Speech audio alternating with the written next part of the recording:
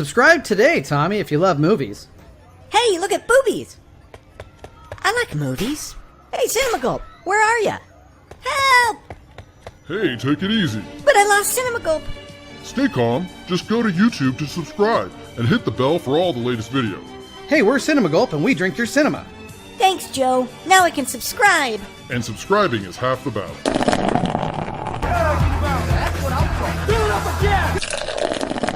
You know what? You don't have an answer for that, do you? F you, man. I'm sorry. I like beer. It makes me a jolly good fellow. Hey, I remember when.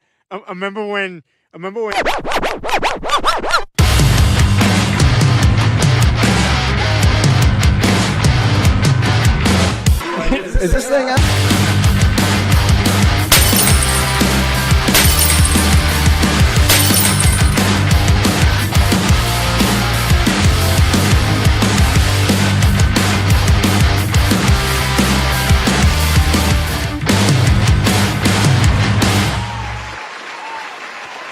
Hey, welcome. Cheers, guys. Welcome, everybody, to this awesome, amazing, creative, and fun panel. We're going to have a hell of a discussion, a hell of a pitch meeting. I've always wanted to do one of these on the live show. I'm not stealing from Pitch Meeting, which is a fantastic and hilarious channel, by the way, if you get a chance to watch it. So I want to Scotty is away riding a T-Rex or a D-Rex somewhere. He'll be here when he can. But I want to welcome back the Legend of Leprechauns. It's the Martini Shots. What's up, buddy? Howdy, howdy. Thanks for having me back on. Oh, man. Absolutely. I'm so glad you wanted to do this one. And obviously, people go cuckoo for her Cocoa Puffs. It's Joanne. Hello, Joanne. And hey, Mikey. He likes it. My friend, former USC colleague, and now award-winning filmmaker. Hope I didn't embarrass you, but I'm doing it anyway. Billy, what's up? Thank you. Good to be here. Good to see everybody. Absolutely. I'm glad you. It's two in a row for Billy. I love it. So if you guys don't know, he has a movie out right now called 3. It's good, and it won Best Thriller at the. It was the. Not Santa Fe or not Palm Springs, Marina Del Rey. Yeah. Marina Del Rey Film Festival. And that's fucking awesome. That's huge. So congratulations to that. I'll give you another cheers for that one. Thank you, Dan. And yeah, about to start playing online in the LA Independent Film Festival in about an hour, I hear. Yeah. So I think that's kind of rad that you're here on the show. And your movie is going to be put out online for another film festival at the exact same time. Yeah, so if it drops off and disappears, that's why. Yeah. I want to say hello, Buttmaster 1. Yo, Gulpers. Yo. I have a poll up right now. I can't remember what it is, so I'm going to look at it. Oh, what are you going to see this weekend at the theater? Super inventive and creative. Poll no one's ever posted before. Superman, Jurassic World Rebirth, F1, 28 Days Later. I would like to see 28 Days Later again because I liked it a lot. Oh yeah. But we'll get into that. We'll talk about the movies that we've seen because I've seen some good ones and I've seen some shit ones in this past month. Not shit to where it's like just despicable, but just lazy and not great, we'll say. But yeah, let's get into the box office since we've been here last. You know, like usual, you have no surprise to anybody. Jurassic World, Rebirth, not doing what I thought it would do domestically, but definitely, you know, the worldwide is carrying the weight for sure on that one. So 174 million. If we go to the worldwide, the motherfucker's already at $350 million. Jesus Christ. These fucking movies, man, they're just so dumb and they make so much money. But that's fine. It's fine. So, you know? I'm confused about Jurassic World because I felt like for a while the news was that it was doing terrible at the box office and everything was terrible about it. And all of a sudden the narrative has shifted. And now it's like dominating everything. What? I don't think it was ever doing terrible. I think it didn't have the domestic box office they wanted. I think it was about 20 million shy of that, but it exploded worldwide. So yeah, I don't know. I didn't hear people saying it didn't do well. I know that they were talking about how they increasingly get lower and lower as these Jurassic World movies go on. Like they don't do as well as the next one because they get worse and worse for the most part, you know. Yeah. But yeah, it's doing okay. And it had I hate to say this, a $95 million budget, pretty modest for today. So it's already making money. Wow. Like, I don't know how that movie only cost that much. And F1 cost $350 million to make. I love it. I loved F1. I had a blast. It's not going to challenge your brain. It's not going to change your life. It's a standard car race sports movie, but fuck, it was a fun movie with great characters. I'm spoiling all the stuff we're going to talk about later. Anyway, so F1's doing well. Probably not going to make its money back, but I don't think Apple really cares. Apple just makes movies for fun. So How to Train Your Dragon still doing really good. Now become the highest grossing of the How to Train Your Dragon movies, beating out the I don't know when you adjust it for inflation and stuff like that. I don't get into that shit. I leave that stuff to Dan Murrell. Elio, I don't know what the fuck that is. Lilo and Stitch is still hanging in there. 28 years later, I'm really disappointed that people didn't go out to see it. I know it's R-rated and it's dour and depressing for a summer movie, but it's really, really good, at least in my opinion. I agree. Yeah. Megan 2.0, I saw it last night and I fucking loved it. It's a total piece of shit and it's one of the funnest movies you'll sit through all year. It's absolutely terrible in all the best ways. Yeah, Megan 2.0 was a blast. Mission Impossible is just dead in the water. Just dead. Just complete dead. And yeah, I'm happy to see the Phoenician Scheme still hanging in there. Not doing much, but Wes Anderson movies cost usually 20 million, maybe a little bit more, and they're never really meant to make money. They're street cred for Fox Searchlight, and it's a really good Wes Anderson movie, I think. Not one of his best, but all his movies are good to me. So yeah, so that's your top 10. Ballerina, I did not see that. Anybody see Ballerina? Nope. Oh, you did. Brandon, you did a drink on it, right? No, I actually did not do that one. Oh, I thought you did. No, okay. Haven't seen it yet. Yeah, me neither. I just kind of lost interest as the marketing was coming out. I was like, yeah, I'll stream that fucker. That's fine. Okay, well, still no Scotty, so I'm electing to hold out on my vinyl spin around. I got some really good new vinyl, but I really want to open them up and have more to say about them than I do because some of them just came. So I'll do them the next time we do a show. I'm in no hurry, and neither is the audience to see me talk about my vinyl. That I could be wrong on that. Who knows? You never know. You can get some angry comments tonight. Hey, I'll take any comments. Whatever. Bring that shit on. Well, even though Scotty's not here, I think we can maybe start. Let's see. Do I have anything else before the main topic hits? No, that's it. So shit. Maybe we should. You guys want to just talk about movies we've seen, and then that way we have some time for Scotty to get online. Yeah. Or a couple of dad jokes couldn't hurt. Well, you know what? You're speaking my language, sister. Yeah. And Billy, I can't remember, Brandon, you do not, none of my business, but you do not have kids at this moment. Not unless this thing counts, but that counts. Oh, buddy. Oh, Yeah. I've never seen your pooch before. Yeah, that this counts. is Poncho. Yeah, he's very scared of the storm we got going on outside. So I'm he's sure. right now. My cat was in my lap the whole time on 4th of July, man. Like, yeah. It's awful. Yeah, but it's cute though, because they're going to be fine. It just sucks because they don't know what the fuck's going on. Right. Yeah. Oh, I think we lost Billy there for a second. Oh, there he is. Cool. Yeah. Well, let's do some dad jokes.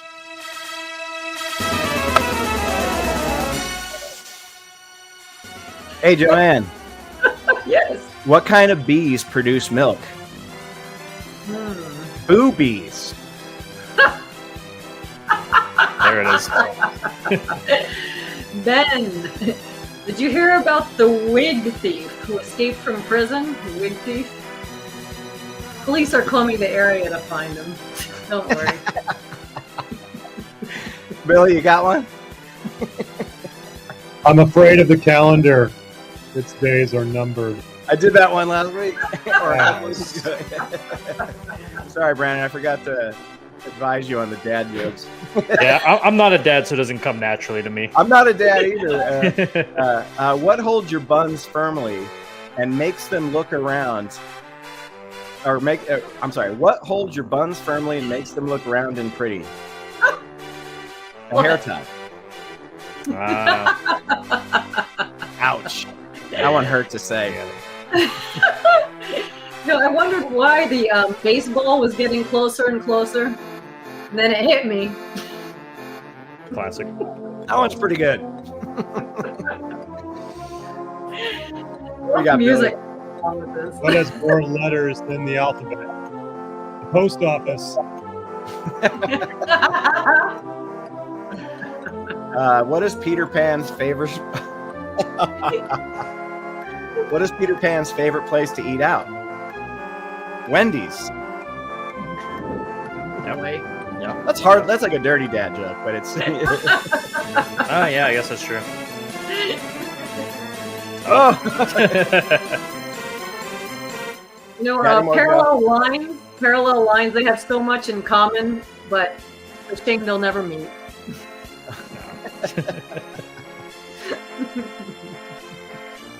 Billy. I don't trust those trees. They seem kind of shady. Why did the mermaid wear seashells? Because she grew out of her bee shells.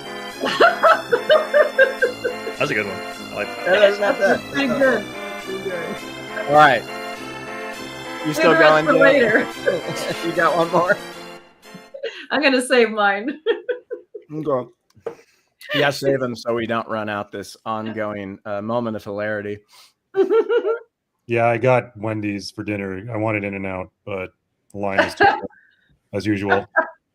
Oh wow, that works as a joke in and of I was about to itself. say, yeah. I'm glad you knew what that was. I mean, you're out in Florida, right?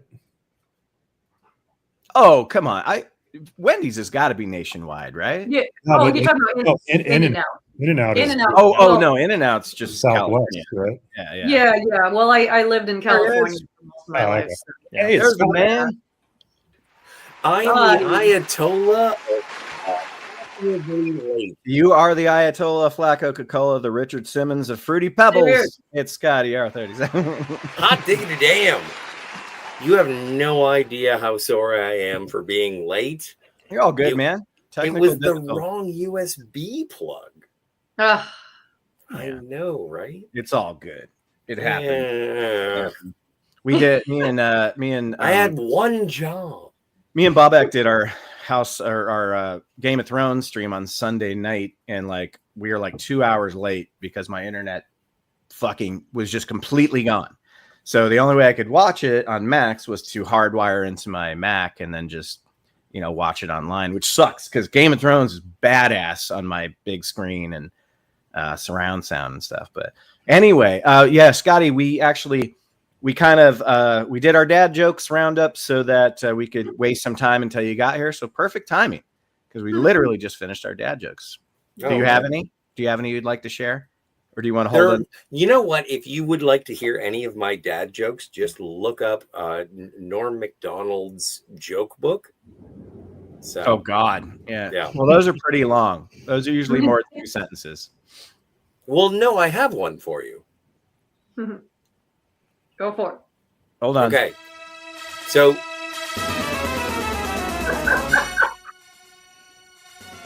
Go ahead. So a moth goes into a dentist's office and says, "Doc, my entire life is meaningless." And the dentist says, "Well, yeah, but I'm a dentist. It sounds like you need a psychiatrist." And the moth says, "I only came in because the light was on." Yeah. Incredible stuff. Yeah, that's a good one. That. No, it's fine. It was great. Good delivery, sir. Good Wait delivery. until you hear my serial movie pitch. You know what? I'm so excited for this. I'll just preface this really quickly. My nephews were over. I have twin nephews, and they're about 12. Or they're not about 12. They are 12. And both of them? Yeah, they're twins. So, but we put on God, what the fuck was it called? The Emoji Movie. And it's the worst thing I've ever seen in my life. Like, it literally makes you want to rip your fucking eyes out of your head. It's so bad. Like and your ears. TJ Miller just can't catch a break since he left Silicon Valley. Patrick Stewart is a piece of shit. And that's that's not a judgment call but that in the movie. That movie made me realize that, like, you could make a fucking movie out of anything. And then I was talking to Billy on the phone the other day, and he said there's a show. What's that show? The Studio? Yeah. Where, like, First the thing I plot thought is of. they're like trying to make a movie about the fucking Kool-Aid guy that crashes through the walls. Yeah. And they do a great job of making you excited for it, dude. I want to see that movie. I'm telling you, I'm gonna be excited. I'm hoping to be excited from your guys' movies, and I know you're gonna be excited for mine. So this time, I want to start with Brandon. This time, if you guys, are you cool with that, dude? Yeah, that's fine. Okay, well, let me get us kicked off here with our little serial movie intro. Breakfast. I'm hungry.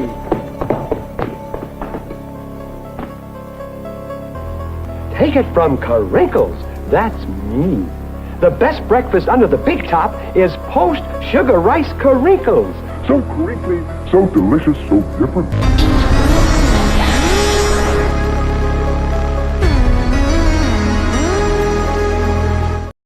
So Crinkles was a real cereal, I guess, in the 30s and 40s, apparently. And Wow. that motherfucker is a scary clown. There's no way you can convince me otherwise. But No, I'm not scared of any clowns, and that scared me.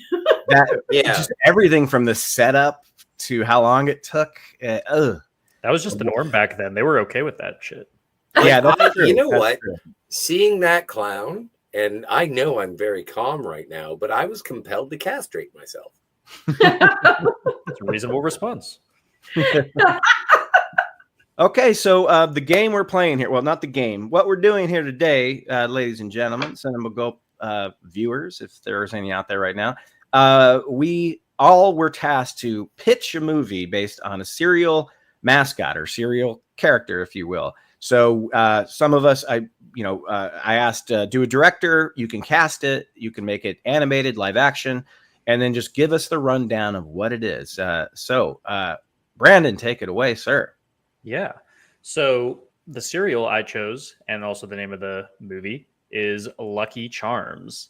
It is going to be a live action dark fantasy kids movie directed by David Lowery, who you may know from The Green Knight, A Ghost Story. He did a Pete's Dragon live action remake. He's an A24 guy. He's an A24 guy, so we're getting a little artsy with this one. Definitely driving the kids away early, but hopefully there's something that they can latch on to here. And the film is starring Joaquin Phoenix as Lucky the Leprechaun, as well as a couple of the most up-and-coming child actors of today, such as Roman Griffin Davis, who you may remember from Jojo Rabbit, Ariana Greenblatt from Barbie. I think she is in the Ashoka series as well. Yeah, she was baby Gamora. She was baby Gamora. She was in Borderlands, if anyone saw that. No. And then also Alan Kim, who was in Minari. Very, very good movie. So yeah, the synopsis of the film is a group of children looking to escape their living situations go on a hunt for the Lucky Charms, powerful items said to be the source of the mythical leprechaun's wealth. But when the kids manage to steal the charms, the world begins to lose its magic, unleashing a dark force that threatens to turn the world into a charmless husk. So I didn't know this before I picked the Lucky Charms. Was that apparently all of the marshmallow in cereal canon are supposed to have magical powers. So like the balloon allows you to like levitate. The rainbow gives color to objects. I think the heart like gives life. So kind of ran with that a little bit. But basically, it's a story. It's metaphorical for humanity's constant stealing from nature without really assessing the ramifications and the effect that it has on the globe as a whole. Greed is put at the forefront, as simply amassing enough money to get by isn't exactly what the kids settle on. They want more and more, and the more that they take, the more that the world suffers because of it. The kids must use the power of the charms to once again instill wonder and magic back into the world before the dark force, the embodiment of selfishness, ultimately swallows the entire planet. And on the flip side of that, the leprechaun, portrayed by Joaquin Phoenix, comes to terms with his own lifetime of greed, realizing his wealth and powers should have been shared with the world rather than hoarded to himself. Very cool. Produced by A24. Wow. I love that. I love that movie. That's very detailed. Joaquin Phoenix as a leprechaun, I can actually see that. I totally. I thought so too. I think he can capture the right amount of like skittish patheticness that I think Lucky kind of embodies. So I think he'd be a good pick. I didn't know that about each one of the Purple Hearts. Only thing I remember was that the newest one I think was the balloons, right? Isn't that the newest one they've introduced? It was introduced in the 90s. Somewhat, yeah. They've gone through and introduced a few that they ended up reeling back. Like there was a diamond at one point that they got rid of, and then some have been like redesigned and stuff. The horseshoe's still there, right? I think so, yeah. Horseshoes. Yeah. Horseshoe, pot of gold, shooting star, rainbow. Yeah. But the red balloon was the one that I remember them going, we have a new thingy, in our series when I was like a teenager. Oh, red balloons. So I think I remember that about the horseshoe too at one point. Yeah. Well, they probably started out with only the clover, and then over time they got all the other ones. Yeah, I remember also they did a mushroom I forget what shape it was, but like it would melt in the milk and a skeleton key would be in the center of it. Yeah. I don't know if it worked pretty well because I don't think they kept it around very long. Whatever does that probably shouldn't be edible. Yeah. Probably not. Yeah. But they tried it. A couple kids died. You learn from your mistakes. Yeah, the metal jagged crustio. Oh, man. Broken glass flavored. Shards of glass. That was great though, Brandon. I knew you'd have something very clever. That was excellent. So mark that one down, you guys. Lucky Charms. He's going with the name of the cereal, and why not? Because you're trying to sell the movie, right? And name brand. Sure. We're trying to sell cereal here. And Lowry's not going to sell it to kids. Super inspired choice for the director. I think that would be great because you have the kids side of it with your Pete's Dragon, and then you also have like your very interesting visual style with the Green Knight. Yes. So yeah, very good. Let's let our other guests go next. Mr. Higgins, sir. Oh wow. I was gonna try to play off the notion of everyone doing cartoony cereal mascots. Oh no, well, it's either or. I'm gonna do it. I'm gonna do that. Yeah. All right. Well, here's the deal. Mine is not a cartoon. Mine is a real person, a real life person. So obviously the film will be live action. Although I guess it could be animated if we really wanted to get crazy. But your cereal is life. Yes. Mikey, he likes it. Mikey, he likes it. And gosh, I don't know like how many kids would actually ever even get that reference these days. But that one just resonated with me because I ate a lot of Life cereal as a kid. But my pitch is because there's this urban legend, one of those Mandela effect things, like where people have false memories. Apparently, they say that kid died at some point by eating Pop Rocks and Coke, which is not true. The guy is alive and well to this very day, but maybe the movie could play off that. But just as a reference, because the main plot will be, because the twist of all of this is that's, back in the day, cereal was considered a healthy breakfast, part of the nutritious breakfast of juice, toast, and milk, carbohydrates and everything. And now all I hear left and right is cereal's bad for you because it's too many empty carbs, too much sugar, too much this, too much that. And so the title of the film is The Boy Who Liked It. And the tagline, but it didn't like him back. All right. Sorry. Go. Sorry. Say it again. The tagline is he liked it, but it didn't like him back. And Mikey would be played by Jesse Plemons. Nice. Because so the log line is Mikey, the child star from the iconic Life cereal ad, played by Jesse Plemons, grows up facing chronic health issues linked to years of processed carbs and sugar as he grapples with diabetes, obesity, and public indifference. And that's why I picked Jesse Plemons because, the poor guy, everyone calls him Fat Todd because, he was on Breaking Bad and gained a little bit of weight when he appeared on the Breaking Bad sequel movie. And poor guy is married to Kirsten Dunst. Yeah, I know, but nobody wants that nickname. But it's you hit the nail on the head by mentioning that, though, Scotty. So anyway, as he grapples with these things, he launches a bitter crusade against Big Cereal while confronting the personal cost of being a face that sold America its slow decline. And the twist, though, is that Kirsten Dunst, his wife, also appears in the film. And becomes the love interest.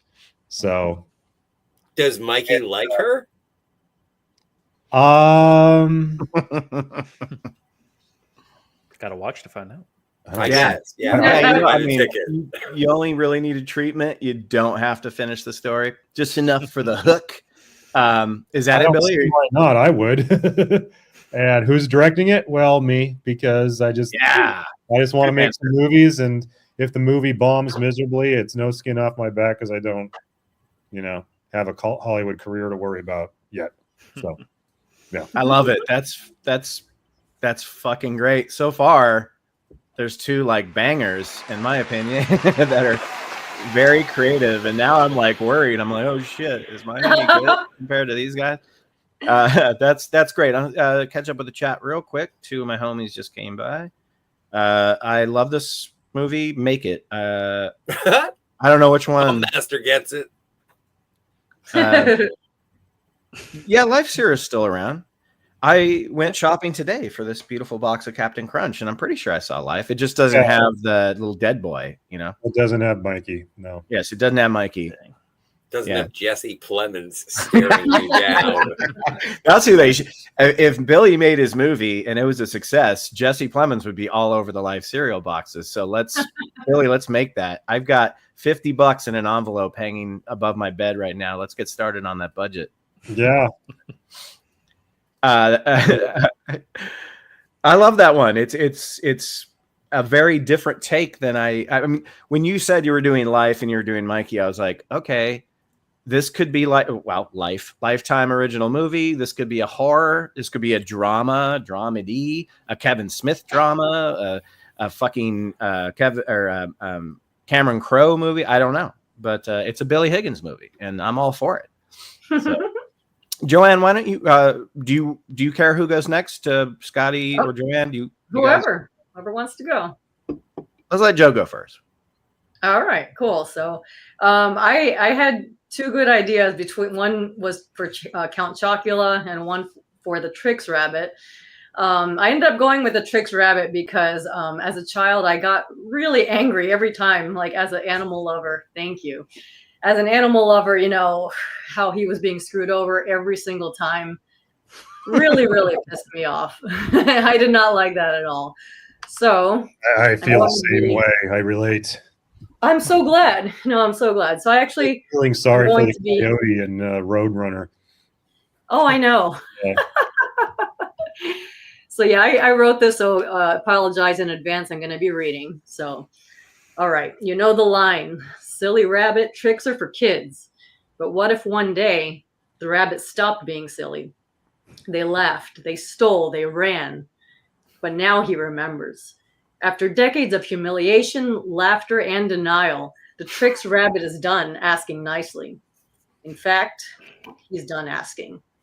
From the twisted mind of Jordan Peele comes Tricks or Treat. He's one of my favorites. Ben, you remember that his one of his movies, Get Out, was one of my favorites of the decade on our decade show. So Yes. I think he'd be perfect for this. A colorful, blood-soaked revenge horror where Saturday morning nostalgia turns to Friday the 13th-like terror. The Tricks Rabbit, once a harmless cartoon mascot, is now revealed as a wronged icon pushed past his limits. When the now-grown kids who tormented him reunite for a nostalgic serial convention, they awake something ancient in the rabbit. Using twisted versions of his old slapstick tricks, such as silly disguises and failed contraptions, he picks them off, one by one. Each death is a nod to the past commercial where the kids ridiculed him. By the end, the rabbit reclaims more than just his cereal. He reclaims his legacy.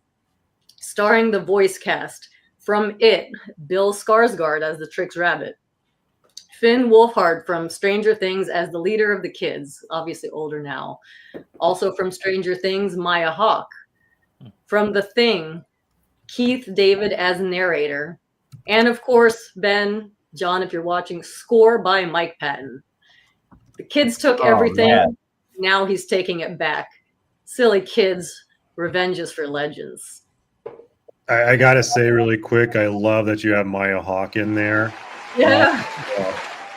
Not only because I'm a Stranger Things fan, but I named my youngest son Ethan after her father, Ethan Hawke. So Oh my gosh. that's awesome. Very cool.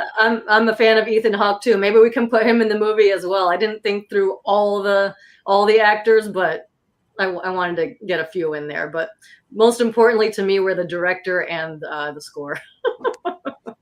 Oh man, that's the director. Right off the bat, I was like, "Oh shit!" Like she thought about this. Yeah. Yeah. His tone, especially my favorite movie of his is Nope. Yeah. His tone for what you're describing would be fantastic, as long as he stayed away from the one I hate. I can't remember what's it called. Us. I hated that movie. Was not my favorite one either. Yeah, but yeah. Oh, that's really cool. It's basically, is it more like a Donnie Darko-ish horror? Or is it just like a straight up like? I want it to be a revenge horror for sure, like more straightforward revenge horror. But I was also thinking that there could be some ancient mysteries about the rabbit that we just never knew. You know, he was portrayed as a harmless cartoon mascot, but maybe something, beyond being pushed to his limits, maybe there was something else about him. So that's going to be the mysterious part about it. And that could be a huge money maker, especially if they've been talking about bringing back Roger Rabbit. So imagine that crossover. Even though Roger Rabbit, if they tried to remake it now, it wouldn't be as good as it was. But you could cross that over. That might be kind of fun. Yeah, I wonder if this could actually be. Thank you. Yeah, because I was thinking, I said voice actors, but maybe it could be a crossover, like how Roger Rabbit is like part live action, and I don't know. That's true. Yeah. Well, Roger Rabbit made a cameo in the Chip and Dale movie. Just recently came out, so yeah, it totally could happen. Nice. Didn't know that. Spoken like a true dad. Yeah, but there was not enough gadget. That was disappointing. Yeah. Like as a burgeoning furry, I was like, the only reason I'm watching this is for gadget. Who else am I supposed to fuck in this show? We're past the 15-minute mark, right? Yeah. How many minutes was that? I think I was dropping F-bombs in the first 10, but well, I'll drop one more. Fuck those kids. I hated those kids who fucked with the rabbit. yeah. Silly rabbit, smack him. It's like, what the fuck? Yeah. Terrible. They were mean for no reason. I always felt bad for that rabbit for sure. So yeah, I love that he gets his revenge. That's See how fucking he great. crazy where he went with his like he would always like look all crazy and pull down his ears, and it was terrible. Yeah, not fair. He definitely called the suicide hotline at one point in his life. And his rabbit life. The coyote from Roadrunner, as did Tom from Tom and Jerry. Yeah. Yeah. They're all just doing their thing, being the animal that they are naturally, following their instincts. Yeah, they're getting itchy and stretchy. Except for that the rabbit's instinct wasn't to kill anyone. Like I understand with a cat, a cat is trying to kill a mouse, but like this rabbit, like rabbits are herbivores. They don't try to kill anything. Well, I'll go next just to I'll go next just to give Scotty the final pitch. All right, let me make myself big here. Okay, so my movie, Cinnamon Toast Crunch, is what it's based on, Chef Emmett, and it's called A True Scent of Cinnamon. I'm sorry, not Chef Emmett, Chef Wendell of Cinnamon Toast Crunch. Directed by Wes Anderson. Chef Wendell will be played by Steve Zahn, and his two brothers. Oh, you know what? Hang on a second. I forgot to do the intro for it.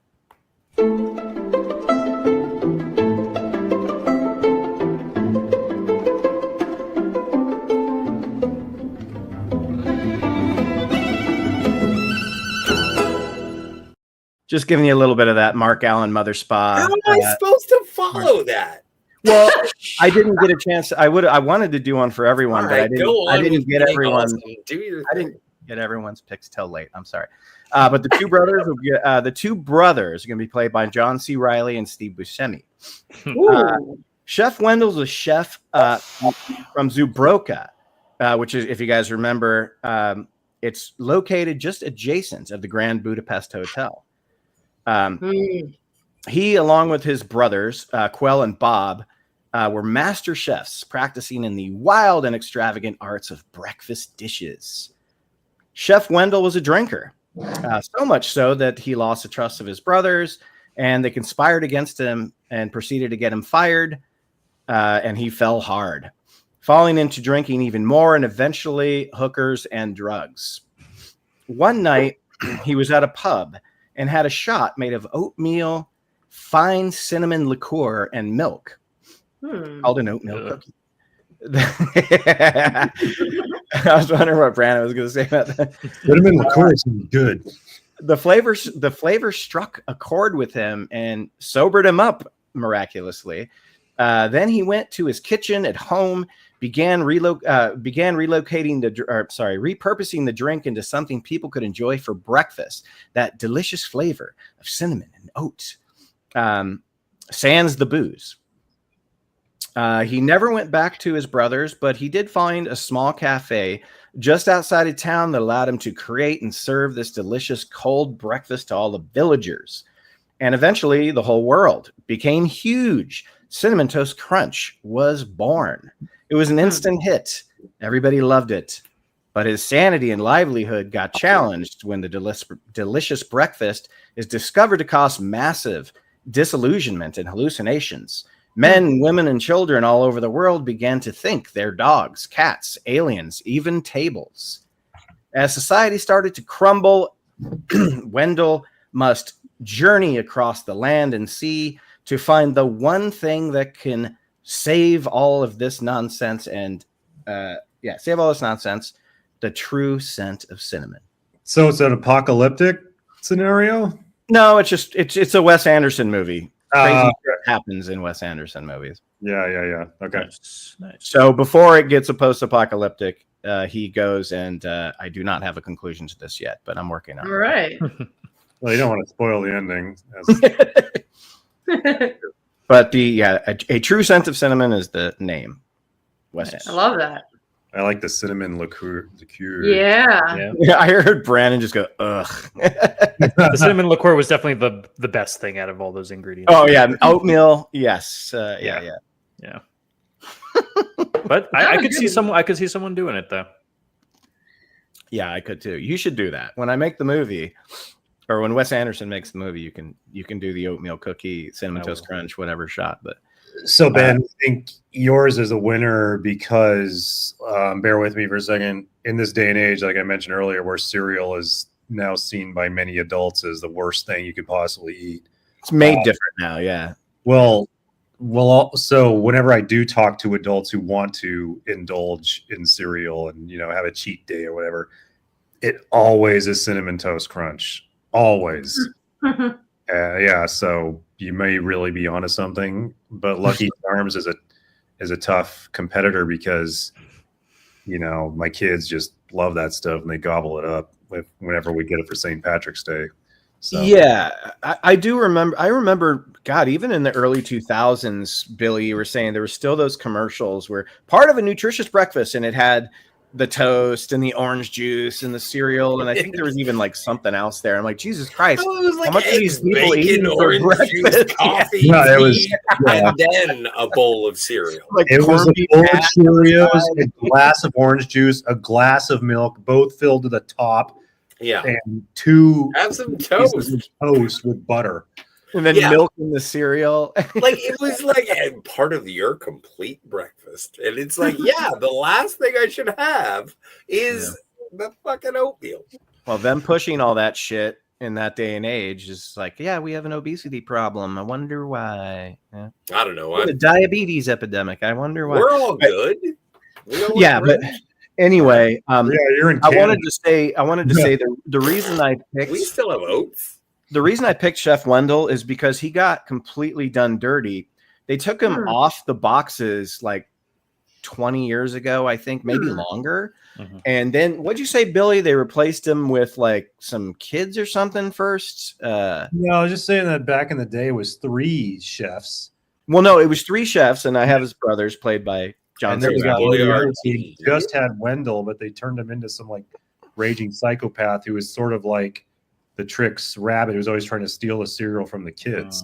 Well, he was always running around with 2 canisters of cinnamon, like throwing cinnamon. But anyway, this is how creative they are now. They just put little extra cinnamon bites with eyes and tongues. Yeah, they put eyeballs on the thing that you're going to eat. If I was going to make that up. movie, it would have just been the fucking Emoji Movie.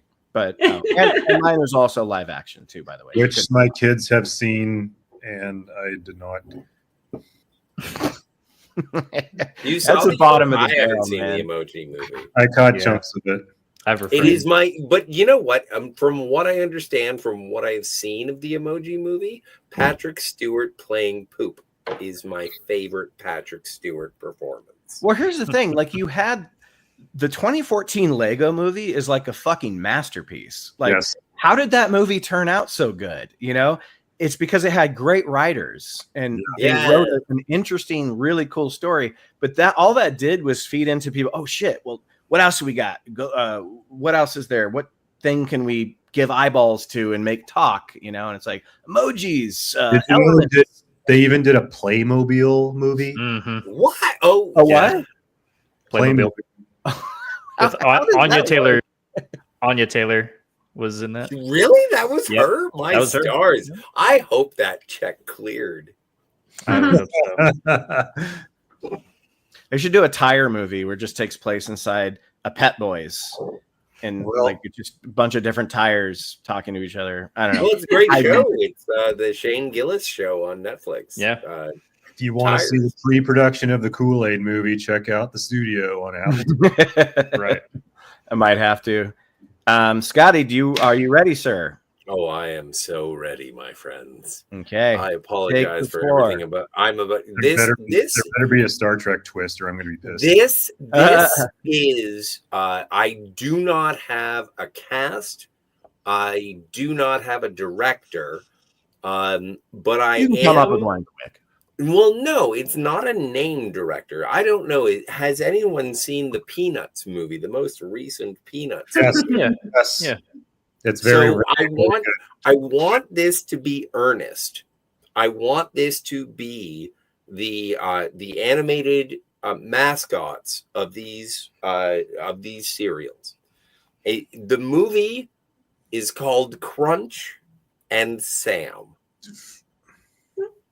Captain Crunch, by the way, Captain Crunch was raised by Aunt Jemima.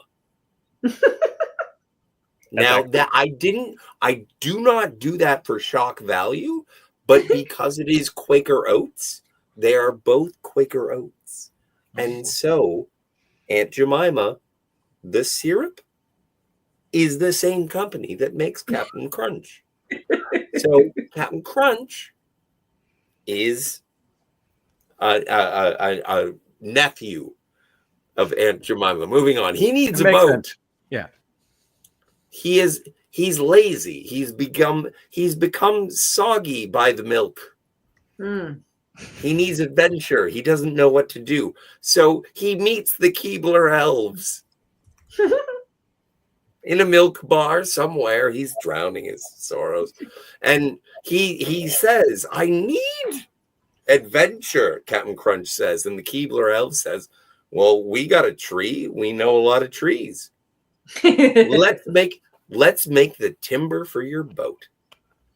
And he's like, all right. So he teams up with the Keebler elves.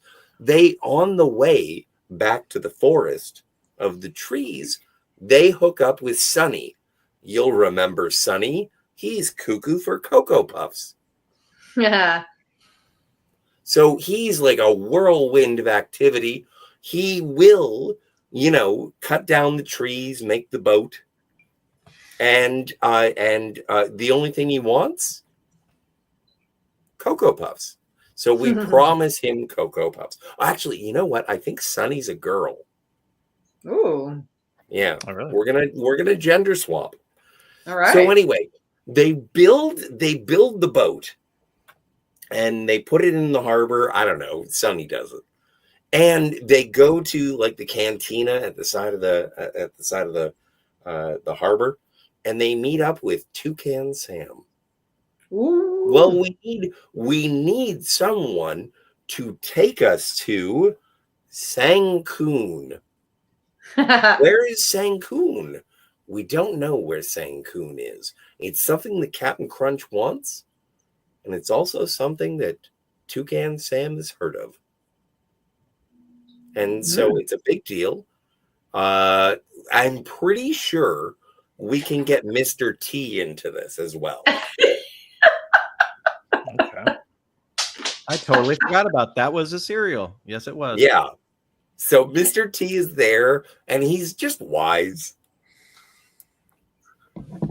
So, Sonny, hang on a second. I got to scroll through my Excel document. I still think they should turn Mr. Toad's ride into Mr. T's Wild Ride at Disneyland. So we're going to Sancoon. So they sail through a sea of milk, which gives Captain Crunch a lot of anxiety, because it makes him soggy. That's why he's trying to firm himself up and everything. And he's with friends. Oh, by the way, Sonny, the Keebler elves, and Toucan Sam and Captain Crunch all on the same boat. So that's our crew. They go to Sancoon. About Snap, Crackle, and Pop. No, fuck off. Different movie. Sequel, bitch. No, and I have a good sequel bait. Don't worry about it. So anyway, so they go and they do the thing, and they get to this, like, it's like a volcano, but it's like a bowl. And they go in between, like sort of a large, like they get into the chasm bowl and whatever. And it's Sancoon, but they find out as they are confronted or welcomed. They're welcomed by Yogi Bear. They're welcomed by Rocky and Bullwinkle. They're welcomed by Scooby-Doo. Sancoon? This movie's going to have a big budget.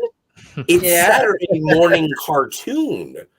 And that is the place where cereals are meant to live. Also, because we have Sunny from Cuckoo for Cocoa Puffs, who is a lady.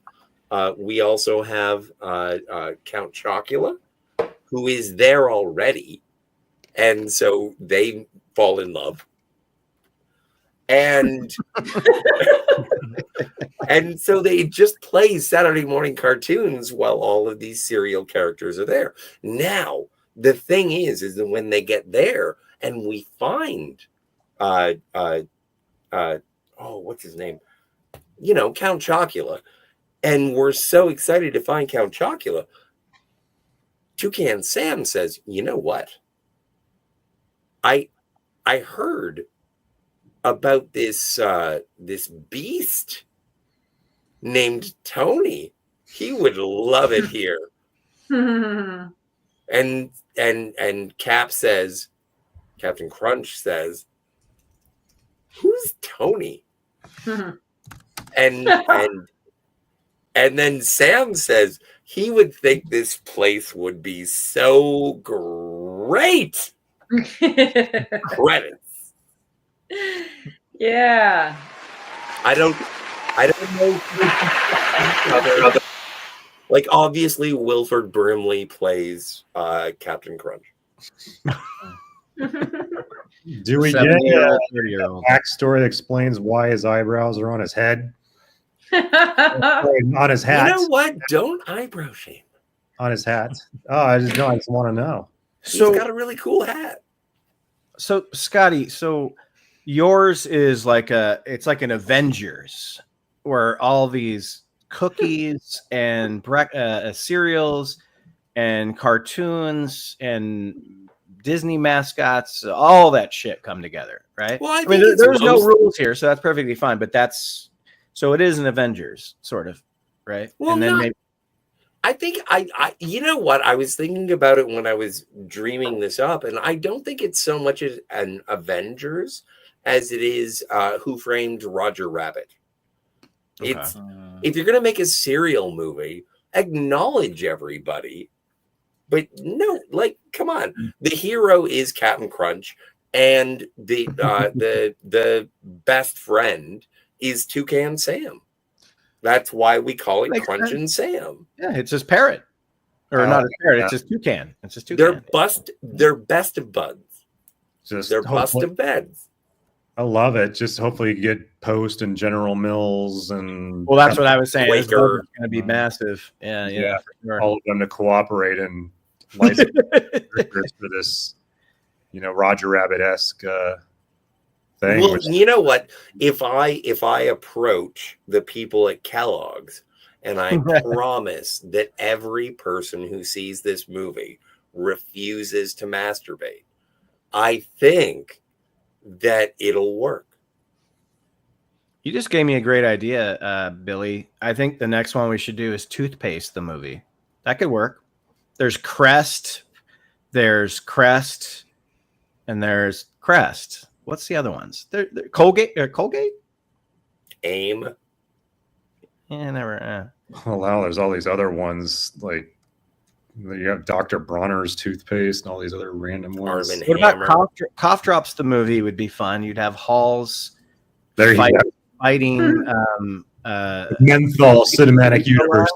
Ricolas, Ricolas are like the tree huggers, and Halls are like the big angry rich corporation, and that could work. But that was great, Scotty. That's a good one. Give me all your movie titles again. So we have Lucky Charms. The Kid Likes It. Was that it, Billy? The Kid Who Liked It? The Boy Who Liked It. Oh my Movie god! title. The more you say it, it sounds.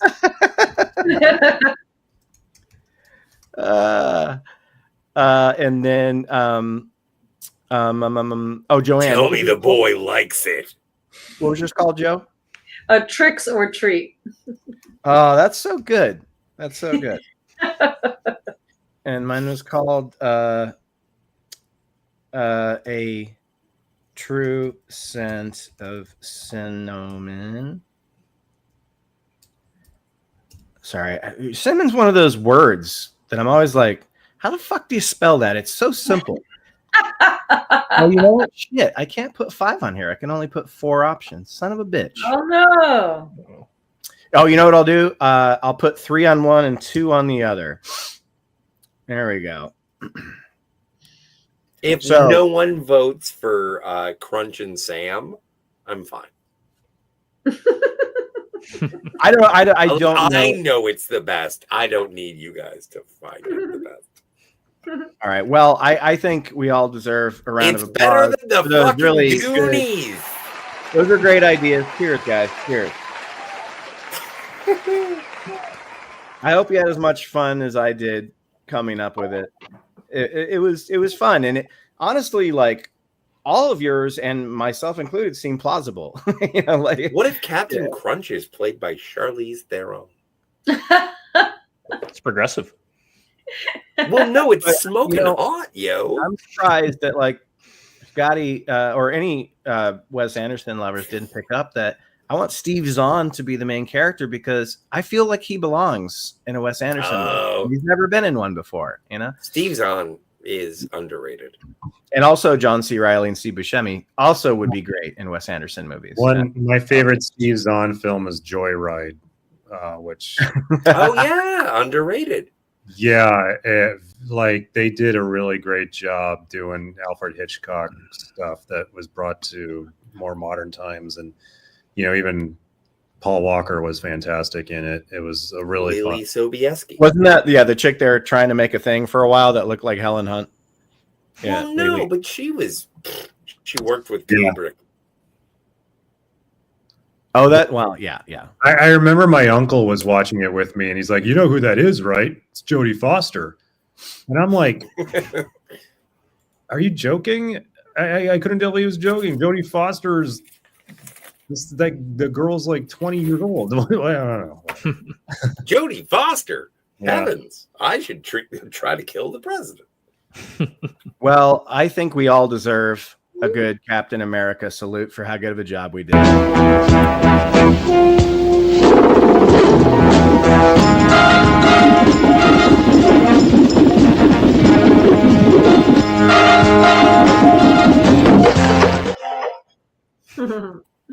Why did they keep the plastic sound effect? Why? So yeah, that was our pitches. Thank you. Right now we've got double digits watching. I appreciate that. And if you guys missed the pitches, you can always just take that little bar and scroll it backwards. Now I guess before we've been going for an hour, which is pretty quick for us to get through the main topic. I think I might move the main topic to a little bit higher on the rundown. Hey, but Joanne. I want to talk about some stuff. Joanne. No, shut up. I want to talk to Joanne for a second. Joanne. Go for it. Joanne, is it okay if I go have a smoke? I think so. I'll allow it. Like, I showed up late. Well, yeah, that's true, but it was technical difficulties, so Okay. Also, if I go out and have a smoke, can I smoke recreational botanicals? Oh yeah, definitely. It's healthier. Okay. So here's the deal. It's settled. Go for it. Okay. So so what do we have? Looks good says, so is this a movie? I'm guessing it was talking about Scotty's because I still don't know if I there's a saw movie. that come up when Scotty was Okay. And hey, newcomer, Roger Rambo. Joanne, you want to read this one for us, my dear? I'd love to see a director like Tim Burton direct a movie based on the Asterix and Obelix comic books, done in 3D motion capture similar to what Steven Spielberg used for The Adventures of Tintin. Oh, I like that. Nice. They've been making some Asterix and Obelix movies, I think, recently. Like a lot of them. What is that exactly? Is it So like it's like these two Vikings. I forget like what country they originate from, because it's not an American one, but they're apparently like huge, like overseas. Like they're big, like recognizable, like cartoon, like comic book characters, and have like movies and video games and a bunch of shit. So it's not like a manga or something like that. No. It's like an old style, like maybe it originated from newspaper comics. I don't know if they came from there first or if they had like their own like actual like run of comic books, but yeah, they're a big deal in other parts of the world. What's from it what I called understand. again? Asterix and Obelix. Obelix. Talk amongst yourselves for a second. I'm curious. I kind of want to see. I want to see what this is. I want to take a look. Is it a cartoon or just comics? Do you know? Good question. Actually, I have no idea. No worries. Asterix and Obelix. I only know them because of they had a comic. I'm pretty sure they just had like a movie either like this year or last year come out, and it's like I think the third film in like a series or something. Okay, so I'm looking at the newer movie. It looks like that crappy, low tier, like 10 steps below DreamWorks type of animation. But then I'm looking at a 1986 movie. See if I can play that bad boy for a quick second, just because I'm curious. Yeah. Shut the fuck up. Fucking commercial. Let's see here. Share screen. Share window. Share this.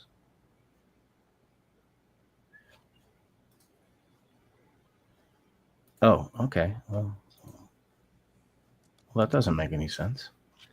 Sorry. Okay, I'm going to take a brief bio break. Oh, yeah. Billy's movie. Are you going online right now, dude? So, not yet, but we got the review published, and it's not bad. So that's the good news, but we're still waiting on the link to watch it. So I'll keep you posted. I'll be right back. Yeah, man. Fight on, dude. That's just remember me. Remember me, man. I finished his movie last week. It's funny. It's not a comedy, but it's like, I'm not going to play this Asterix thing. Fuck that. I don't know. Waste people's time. But it's funny because it's like, it's very kind of dour. It's basically about this like nuclear explosion that goes off, but then communications are gone and these three women kind of meet up, and there's a lot of, it's mostly dialogue, like with some good funny banter. There's a couple of like intense, lower budgeted action scenes, but he did what he could with what he had, which is fucking better than I've done. When it gets towards the end is when it does that nosedive of like absurdity that I love that movies do sometimes, where you're just like, what the fuck just happened to this movie? Like it totally shifted gears and gave this like punk rock, I don't give a shit kind of attitude. And I was like, oh, this is awesome. So once this movie comes out, I will make sure people can see it. For sure. Hey, Roger Rambo's back. There are 4 French language Asterix movie. Okay, so that was in French. An American movie is Die. Imagine the Mighty Thor via Monty Python. Okay, so it's funny. All right. I mean, I think American movie is Do. Oh. Die sounded funnier, but okay. Well, with only 3 of us left, I think what an exciting time to be Billy, to be honest with you. Truthfully. Completed a full-length feature film that took him 8 years to write, get off the ground, shoot. I'm so proud of Billy. Little backstory: we worked together teaching avid editing at USC to journalism students, and we had a fun time.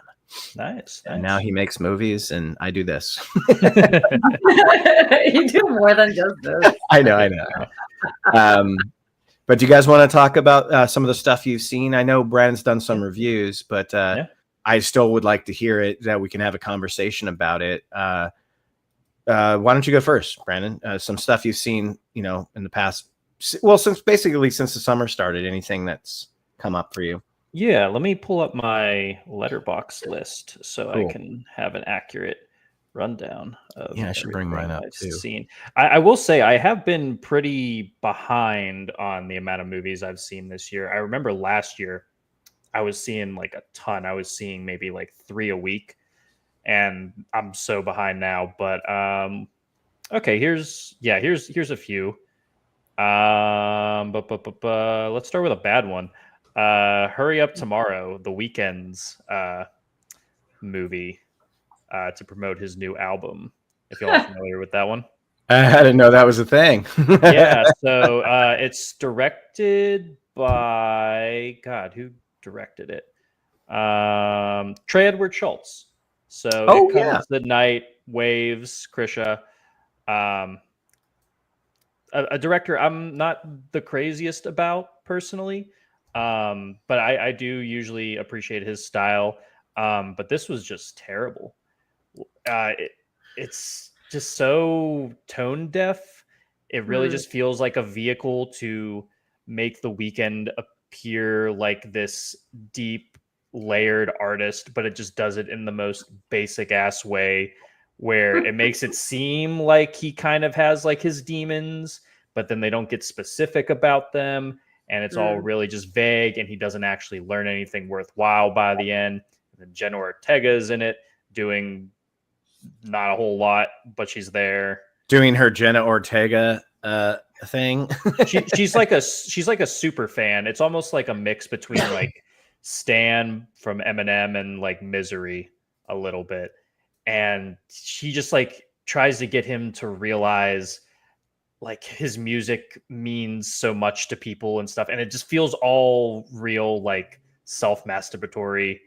And That's what it sounds like. Yeah. And I mean, I don't know if anyone saw The Idol, which was that show that The Weeknd tried to act on. That wasn't good. This movie isn't good. I really like The Weeknd's music, but he should stay away from the movie screen forever. He's the one that did like Save Your Tears for Another Day. Yeah. I like that song. I don't know much of his other stuff, but he's got a beautiful voice. He's Canadian. He's Canadian, I think. He is Canadian, I believe. Yeah. He is a great musical artist, and honestly, like his, not this most recent album, but the album before, Dawn FM, really, really cool concept album. I love the idea behind it, and it was real like ethereal, real kind of like abstract. I wish he would have done a movie more kind of along those lines. But this one was just like, oh, look how tortured I am because I'm a big star and the fame is getting to me. And I was mean to my girlfriend, but I'm not going to really own up to it. So, did you like Schultz's movie, It Comes at Night? You know, I saw it in college back before I really started to look at movies a little bit more critically. So I wasn't crazy about it back then. If I were to go see it again, I'm sure I would probably have a different opinion of it, but I wasn't super hot on it.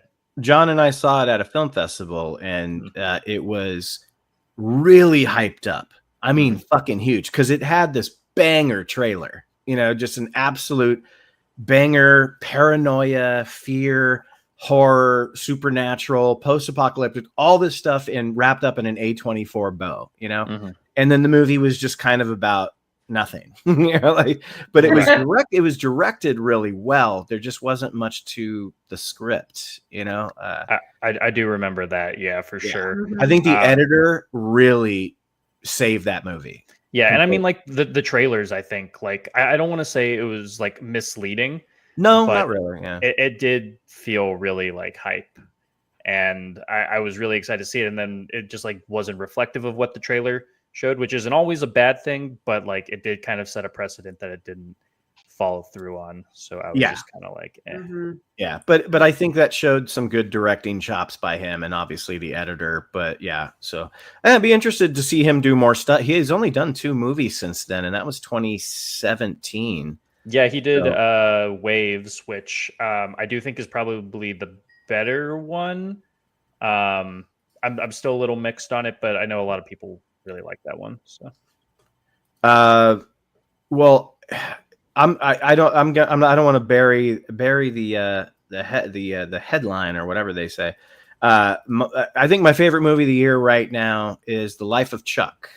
Okay. And I saw it about 3 weeks ago, I think, and it's Mike Flanagan's Passion Project movie based on a small short by Stephen King. It's just magical. Have you seen it? Anybody? I haven't seen it yet. No, it's I won't spoil anything about it, but it's wonderful. It's 3 separate vignettes, but it's obviously all connected to one another. But it's just, I haven't felt that like sense of wonder in a movie in a very long time, for not really being, a fantasy movie.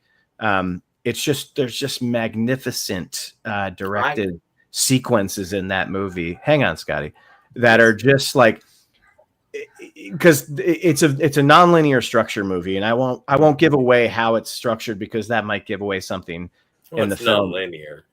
No, I mean you'll notice that pretty quickly, but like it's just every character is so well like realized on screen, and there's sequences that are just like wow, like Mike Flanagan really wanted to make this movie, and it's so refreshing when you can see the director just popping, like just exploding into like how much they're enjoying making the movie, and the actors as well. Everyone's really good in it.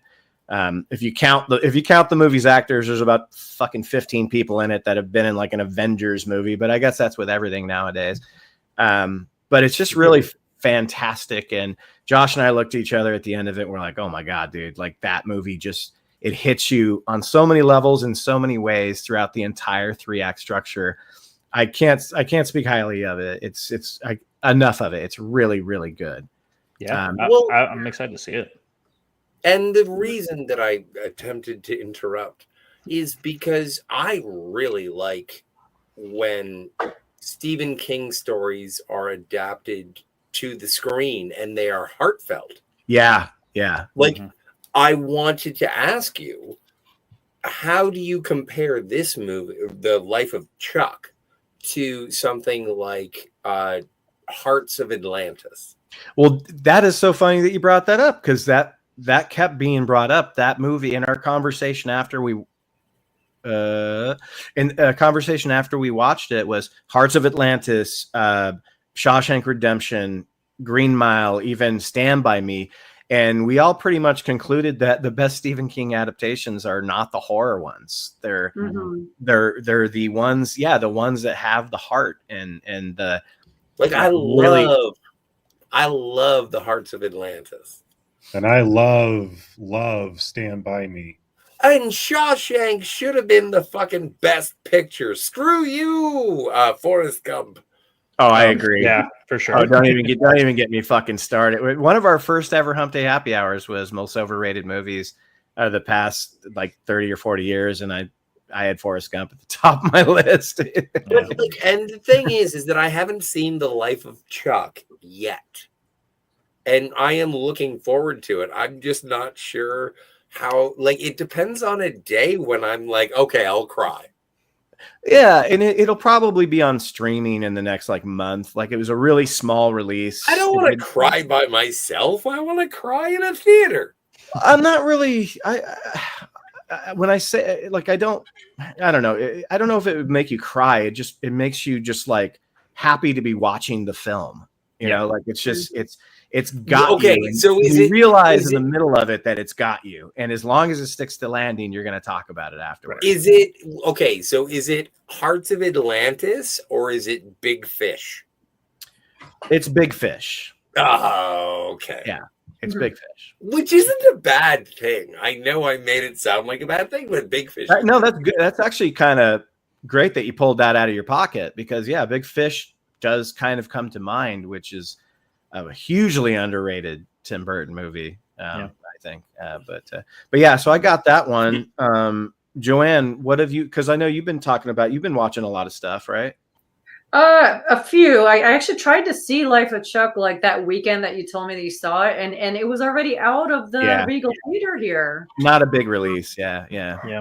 Yeah, I think it's still playing at some of the smaller ones, so I might be seeing it this weekend. Tomorrow I'm going to see Superman, though, so I'm looking forward to that. Yeah. Hey, Josh. He's going to have to rewatch. I'm very excited about Superman. Do you have a date? Do you have a date to go see Superman? Are you Lois? It's a it's a big group of people. One of our friends who did this for Mission Impossible was renting out the entire theater. So. That's fun. That's when we get to another movie, I'll talk about me, Josh, and John's experience getting that private screening. That was pretty badass. But yeah. Yeah, super cool. But the last 3 movies I saw in the theater, so this one was at least a month ago, Friendship. Have you guys even? Yep. Yeah. I've heard of it. Yeah, I've heard of it. yeah. I want to see it. Loved it. Loved it. I loved it too. I love awkward characters, awkward stories, and I found myself laughing the loudest in the theater, like out of anybody. I think everyone was uncomfortable, but I was like, it's uncomfortable but hilarious. So I highly recommend that one. That one's A24, right, Brandon? I believe so. Yeah. Yeah. Tim Robinson. So if you've seen like I Think You Should Leave or Detroiters, it's pretty much that exact same humor. It is my favorite Ant-Man movie. Yes. Paul Rudd is good in it for sure. Yeah. I love Have Paul you guys ever seen the movie They Came Together? Mm-mm. It's Paul Rudd and Amy Poehler, and it is one of the funniest romantic comedies I have ever seen. Oh, okay, cool. I might put it on my list. And What year was the only that? reason I bring it up is because of Friendship. Okay. And then another one I saw in the theater was Bring Her Back. If you guys, I saw that too. Did you see it? Yep. That was so dark. I mean, that talk about like a hopeless horror movie. Really messed up. Very well done. I thought it was really well done. Very interesting. Keeps you on the edge of your seat the whole time. And so that was another one. Joanne, can I ask you a personal question? We'll see if I answer it. What is your favorite horror movie kill of all time? I'll have to think about it. And Go check totally check the spreadsheet. No, I've heard Josh and I were dying to see Bring Her Back, and we couldn't find it anywhere locally. That's the Talk to Me guys, right? Yep. The Filippo brothers. Yeah, and Talk to Me was pretty good. So I love I've Talk to Me. been really the more disturbing. I keep hearing this movie is super disturbing, so I've been dying to see it. But it's already out of theaters here. We couldn't find it. Yeah, I saw it. I think that was like a couple of months ago, maybe. But yeah, I would say more disturbing than Talk to Me, in my opinion. I don't know which one I like better. They're a little bit different from each other. Billy. So Billy, there we go. What is your most satisfying kill in any horror movie ever? Oh my gosh, you put me on the spot. Yeah, that's like a show in and of itself, right there. You got to really think about it. Yeah, let's do it next week. Brandon, well, so it could be anybody.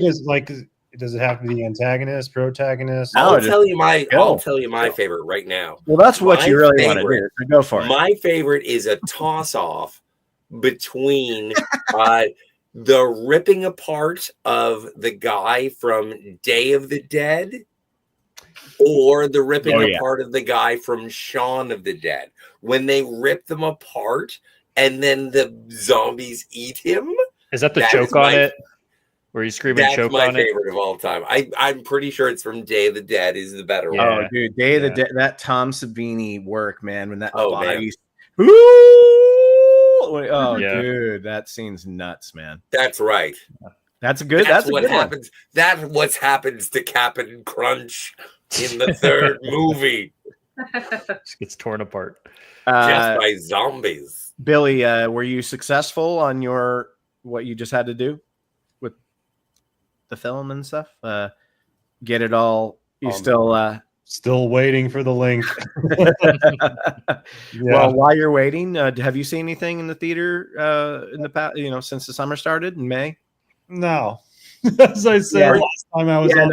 I kind of knew the answer because we talked about this, like with kids and the movie and all that stuff. Not a lot. But I did go to Universal Studios. We celebrated the 40th. We celebrated the 40th anniversary of Back to the Future. Sir! We saw the DeLorean at Universal Studios, and we hung out with fake Marty McFly, fake Michael J. Fox, who did not. Back in the day, they used to call them Elvis interpreters. Yeah, he didn't look like Michael J. Fox, and man, he sounded just like him. It was amazing. He's got that raspy, like, "Hey, Doc," That's cool, man. That sounds like a blast. Oh, so I just got an email from the film festival that 3 is supposed to be playing it online. They are delaying the festival launch until tomorrow. Oh man. This is due to a bunch of last-minute moving pieces and some technical difficulties we are experiencing with several of the streaming blocks. We've been working tirelessly to correct the issue in order to ensure that we properly showcase all these amazing films. We've decided to delay the start of the festival until tomorrow evening at 7:30 p.m. PST. Here's what you should write back. Yes! Yes! Fuck you too! I love that. Now I've got to be empathetic about this. I mean, Yes. just to talk about film festivals for a second. So if you want to see what I saw in the theater most recently, aside from my own film, the film that opened mine was a short film about a lesbian stand-up comic who comes out to her mother through her stand-up act. I can't remember the name right now, unfortunately, because my brain is stupid. But it was really, really good, and I felt honored to be in the same screening block as that film. Was it funny? Yeah. Yeah. Yeah, That's kind of a fun concept. Yeah. Yeah. And but let's talk about these film festivals for a second. You know, unless you're going to a Sundance or a South by Southwest or, you know, even the Sonoma International Film Festival, which was Would you like to go to the Milton, Ontario Film Festival? Sure, if it's a fun experience. I think you're Milton, Ontario. Seriously, look Hey, it up. But that's the thing. You never know. Sometimes those small town festivals are amazing. Yeah. Well, it's close to Toronto, so I don't know. Yeah. Maybe it's helpful. Actually, all the ones in LA are a fucking nightmare. Well, they're all on fire.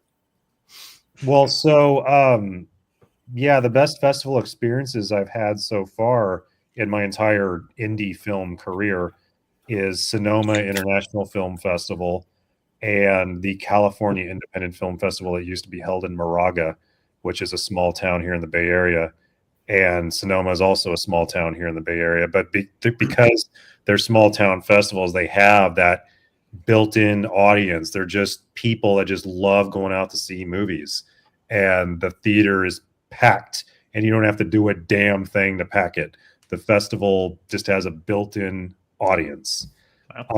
These other festivals, you know, like these ones in Los Angeles that Ben just mentioned, I'm not exactly sure what you were alluding to, Ben, but what I've experienced is that, you know, the Marina del Rey Film Festival is excellent, don't get me wrong, but they've only got like 2 guys running the show. One of them is this guy Peter Green, who's amazing. He's a beast. He's a festival programmer, programs multiple festivals, and but he's doing it all. He's programming the fest. The fest has 300 films. He's doing all the communications, and you know, I can't imagine one person doing all of this. Well, So how do you get when to it be comes a to this person? festival, when it comes to this festival that my film is about to play in, and they just delayed it one day, I'm sure it's like probably a crew of like 2 or 3 people scrambling to get it ready. So, you know, I'm not going to get pissed, but yeah, it does kind of make me feel like a dumbass when I announce it on social media. Hey, it's going to play at 7:00, and then it doesn't. But thankfully, no one's banging on my door asking me what's up. So. But how Yeah, do you when get you to be a post it person with tomorrow, a like program? when you post it tomorrow, all that stuff will be forgotten about today. So you just repost it tomorrow. Oh, totally. Well, let's keep going. I got another one for you. F1 was a blast, and my experience was heightened because John, the co-host of Cinema Gulp, he works for Shark Ninja. He's a producer.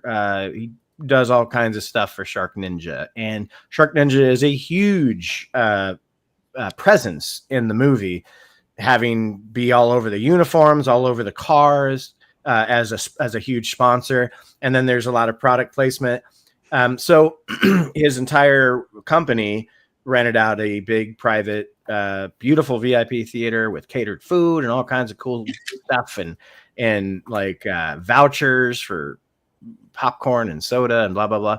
And we watched it with all the Shark Ninja people, and it was hilarious. Every time a Shark Ninja product showed up in the background, everybody started laughing. And we just love the movie.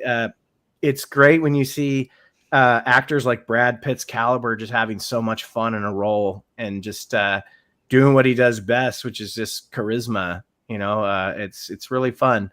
And the movie's just a fucking blast. You know, it's predictable. It's formulaic. I don't give a shit.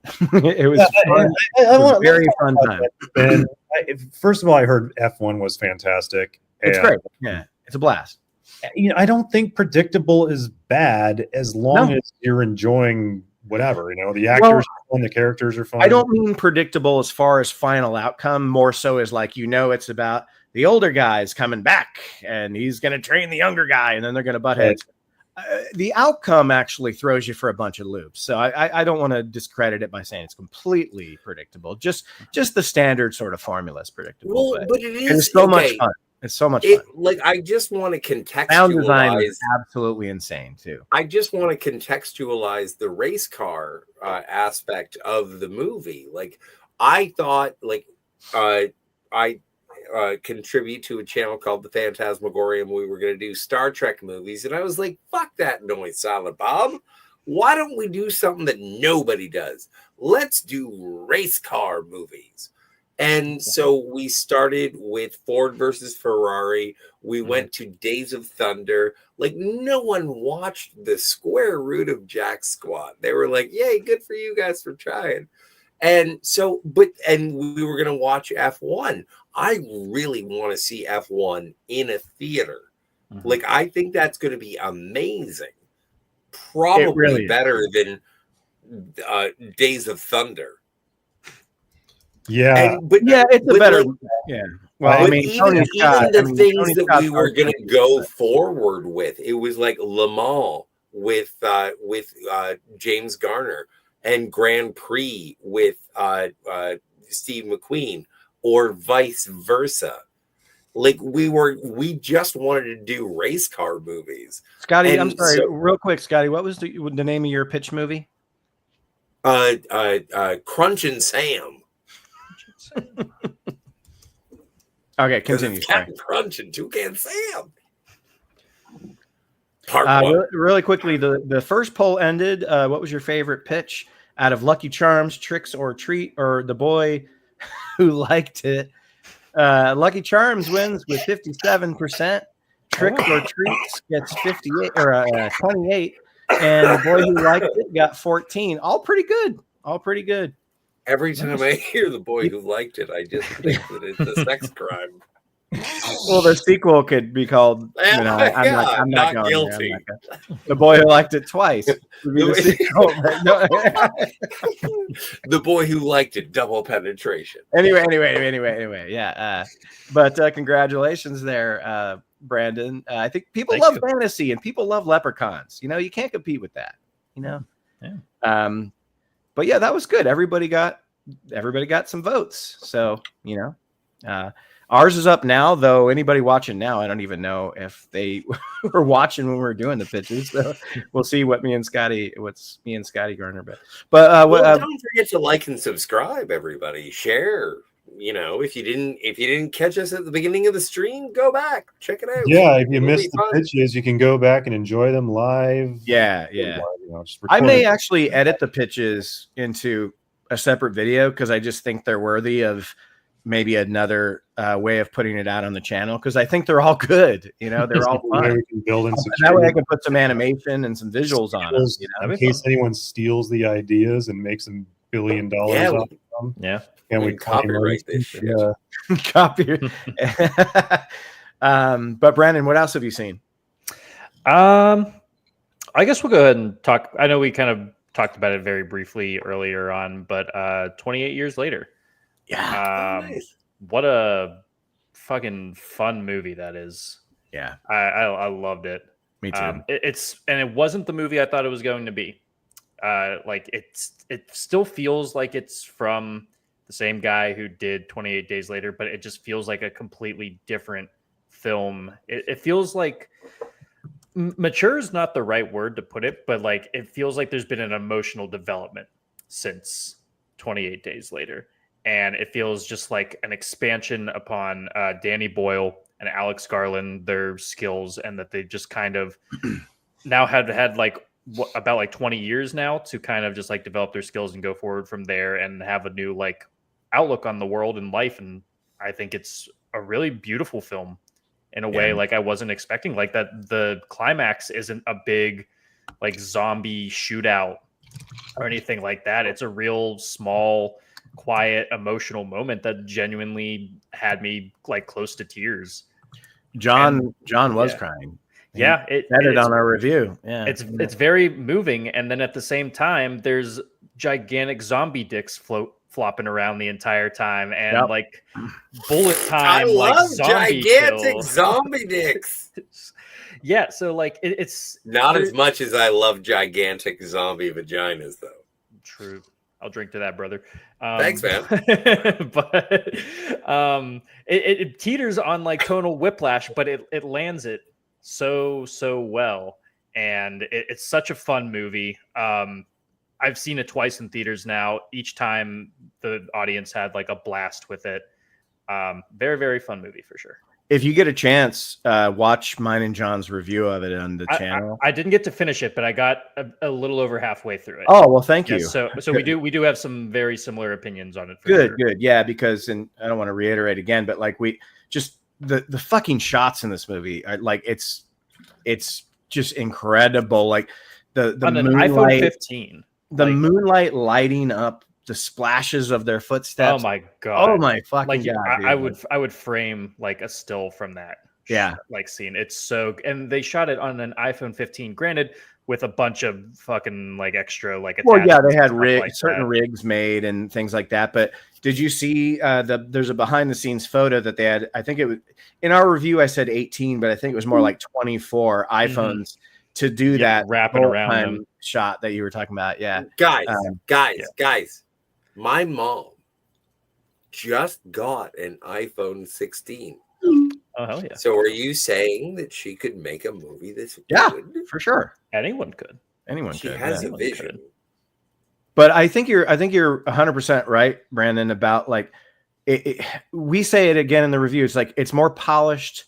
I don't want to call it like grander and bigger scope because it's not really. No. It's just like Danny Boyle, such a seasoned guy since the last one. He's an Academy Award winner now. Mm-hmm. Like he's just really grown. He was so punk rock back in the day with Train Spotting and 28 Days Later and Life Less Ordinary. And all that stuff. Yeah. And like this movie feels like a mature version of that, but still with some fucking killer punk rock and some killer gore and just really intense moments. Yeah. I haven't seen it. But like I also like when they say that it was shot on iPhone, like that also means that iPhone was hooked onto a harness. A bunch of different rigs. Yeah. Like, so it's not like I had a selfie stick and I put it on reverse. No. It's sure. I mean, I'm sure the way they put it, like a shot on an iPhone. Yeah, like I'm sure it was a souped up iPhone of some sort. Anyway. Anyway, I would love to see like the raw footage of that though, and see just like what it was like. Yeah, me too. Because the colorist obviously had to do a lot of work. Because for sure, you're not working with lenses really. But no, that is a thing. They do have. Yeah, you can. But I used to have one. Yeah. Hey Billy, speaking of cameras, tell us what you shot your movie on. Oh my gosh, I am so lucky, so fortunate. Like, can't even express my gratitude enough to the company Rare Breeds Rental House in Southern California. So as you may recall from the last time I was on this show, I was so determined to get the movie made. I didn't care if I didn't find a cinematographer. I had my production dates set. I knew who I wanted my cast to be. I did not have a cinematographer. I was ready to shoot the damn movie on my phone. Because as you just said, you can shoot a movie on your phone. It's just there's limitations and pratfalls and things you have to be aware of. But thank goodness, by the grace of whatever higher power you believe in, we have some friends who, our kids go to their school, so we kind of hang out sometimes and, go to the school auctions and stuff like that. And just so happened, the wife was like, hey, Billy, my cousin's a cinematographer. Might as well talk to him. He might be interested in working with you. You never know. So I called him, and he was not only super excited to do it, but he was just like, yeah, this kind of goes back to what I said before. You just got to find people, they're already dabbling in film and video and stuff, but they're like, if you can give them a script and be like, hey, this is a movie and there's a plan to get it done, then they tend to be down. And I wasn't expecting anything big. He told me he had I don't even remember what camera he said he had at his disposal. I'm like, yeah, that's fine. Great camera. But then Polaroid. yeah, right. But then he called me up, or we had a chat around Thanksgiving or something, which was a month before we started filming. He's like, hey, Billy, no promises, but if we can cough up the insurance, this rental house, Rare Breeds, can get me the Sony Venice 2. Oh, shit. The same camera they used to shoot Top Gun Maverick and a bunch of other Hollywood films that I can't even think of right now because my brain's all over the place. Yeah. And we shot on that, and it's freaking amazing. When he told you that, were you just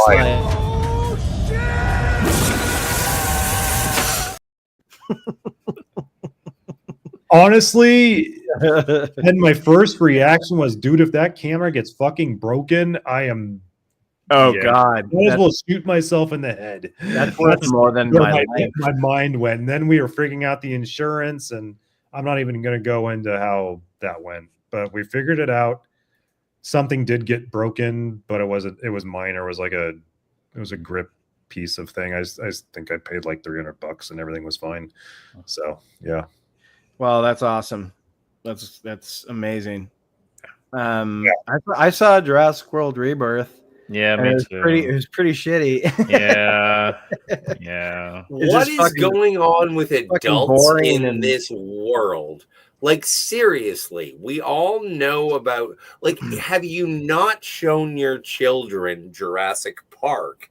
And if they don't like Jurassic Park, just wait until the special effects catch up with the age of your children. And that is basically what it is. When Martin Scorsese says that superhero movies are not cinema, I disagree with him. But if he were to say Jurassic Park movies are not cinema, I would say, well, the first one's good. Yeah. And then Jurassic Park is a ride. Everyone knows this. In fact, the first movie told us this.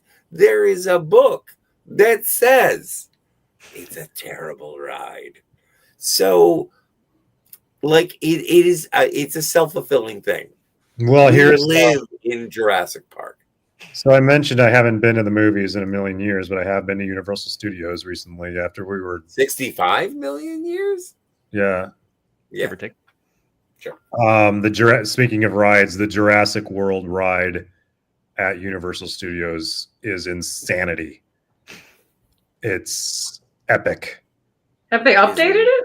Is there something different? I don't know. Well, they changed it from Jurassic Park to Jurassic World, so now it's got the fucking Indicamus Rest or whatever the fuck. The other. Yeah. Well, I never went on the Jurassic Park ride. Okay. Did it have the big drop at the end? It did, yeah, but it only had the T-Rex popping up instead of the Indominus thing or whatever. Yeah. Oh. Indominus. Hashtag me too.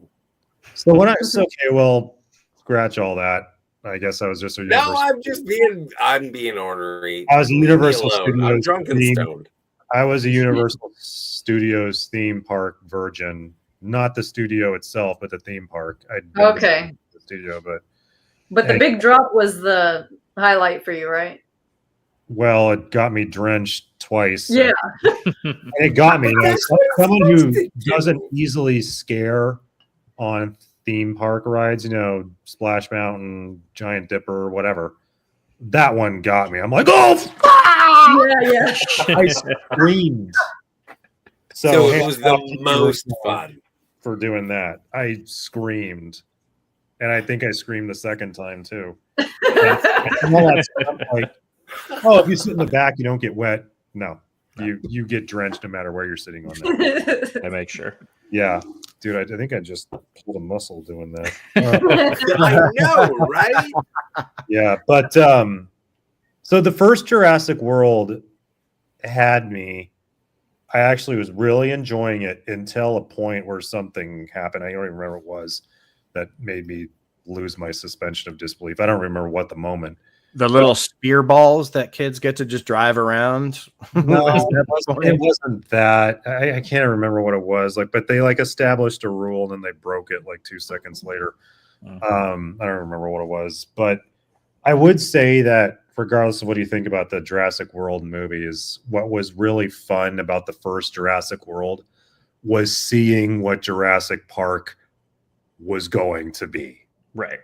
And hearing the theme song. That was the most magical thing I had seen in a long time. Yeah. And it was heartbreaking when the movie lost me. Like, damn, these shit. I was really enjoying that. And then it lost me. I did wind up watching the entire film later on with my kids, and I was like, it's fun. It didn't bother me. The sadder thing is when they go, oh shit, we have to make another one of these because this thing made $1.5 billion, but we don't have any fucking ideas because we were just replicating the first movie, but with an open park. And then the other two were just unbelievable dog shit.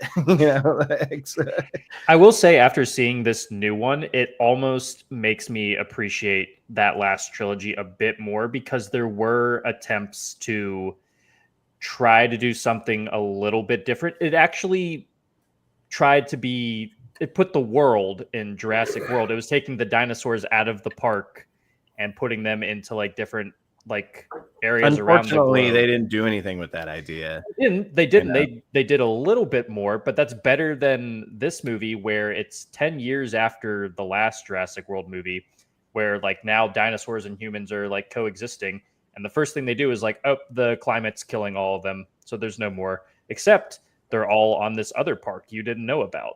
And that's where most of the movie takes place. It's okay, so we just went back to the... They did a full Rise of Skywalker. Forget about the last one. Yep. We're going to just write that out. And somehow the dinosaurs returned. And Scarlett there's a fucking Site B that we didn't know about. And no one fucking regulated. Oh, yeah, dude. It was just so lazy. Yeah. So fucking lazy. Scarlett Johansson's presence does not make up for all of this. No, she's so flat in it. Yeah. Mahershala Ali too. It sucks. Both great actors and just does absolutely nothing with them. Well, yeah, but completely it's also nothing. Got that Avengers Endgame sort of situation where we just had a movie where we had Ellie Sadler, Grant, and Malcolm.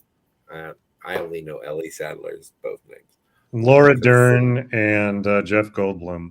And as the Sam Neill, and so, but I'm just saying, we already brought back everybody who mattered to Jurassic Park, and when they made a new one, I was like, oh, so it's a dinosaur movie, it's not Jurassic Park.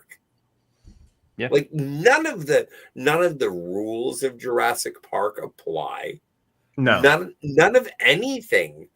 They just put Jurassic Park on the lunch boxes. Can I? And that's how it goes. And so I don't understand. But apparently it's a very, very profitable thing as long as you. Oh, yeah. Can I tell you, I don't want them to make any more of these movies, but if they do, what I would want to see, like them. And maybe we can even do a fucking pitch video on this, but just forget about the dino expert, the people that know how to handle situations, a family. How about there's a plane crash over that island, and you know, a bunch of people live. They don't know where they are. They don't know they're on a dinosaur island. See, that's the thing. Everybody in all these movies, they go to the dinosaurs. Yeah. So like they're kind of inviting death, where people that don't know where they are or what's going on, it would be much more horrific and scary. And you can, me and Scotty and John at one point did a whole thing about Predator, where once you get past the first Predator movie and you know what it looks like, the mystery's gone, you know? So when you see it, it doesn't matter as much. So what does Predator 2 do? It shows it right away, because why the fuck not, you know? This movie, Jurassic World Rebirth, like, it just fucking doesn't care. It's like the dinosaurs are just right there in like the opening shot. Like, here they are.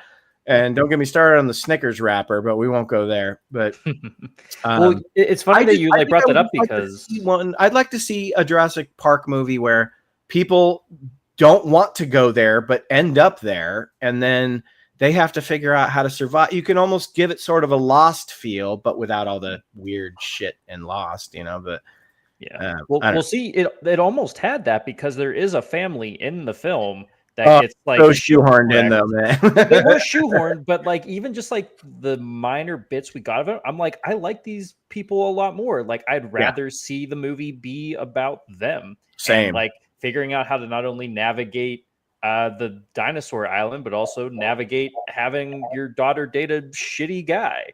The best scenes in the movie had the family. The T-Rex scene's the best scene in the movie. Oh, you know? I wonder how much money Steven Spielberg makes every time there's a new Jurassic Park movie, whether he directs it or not. Is he a producer on this movie? I think he's a producer on all of them. Yeah, so he doesn't even have to do nothing.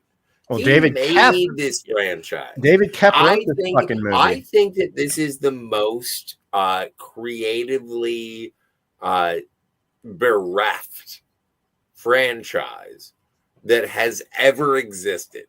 I think that it is based on the fact of, you want to see dinosaurs, little guy? That's the entire movie every time. Yeah. Josh, the only way they fix that is with Jeff Goldblum. Not since George Clooney's Batman had I seen such a dialed-in performance. Yes, exactly. Afterbirth. Yeah, I've been hearing people call it that. I have that in my review that I'm working on right now. Call it a dinosaurs are for Jurassic little World boys, abortion. little ladies. I had heard that Scarlett Johansson like always dreamed about being in a Jurassic Park movie. That she should dream bigger. She's sleepwalking through it, so she's still dreaming about it. Someday. Good one, Brandon. That was good. Last movie I'll mention real quick, I saw last night, Megan 2.0. Oh, nice. How was it?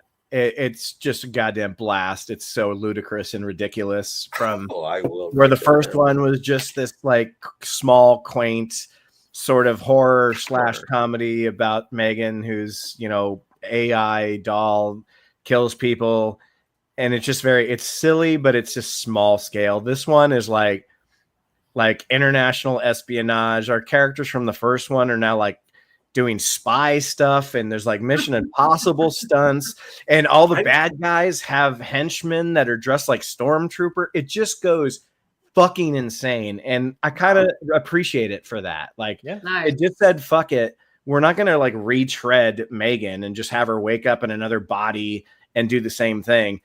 She's like she's like Rambo 007, fucking The Bride. It's like the action scenes are all like these crazy kung fu scenes. It's so ludicrous, and I loved every second of it.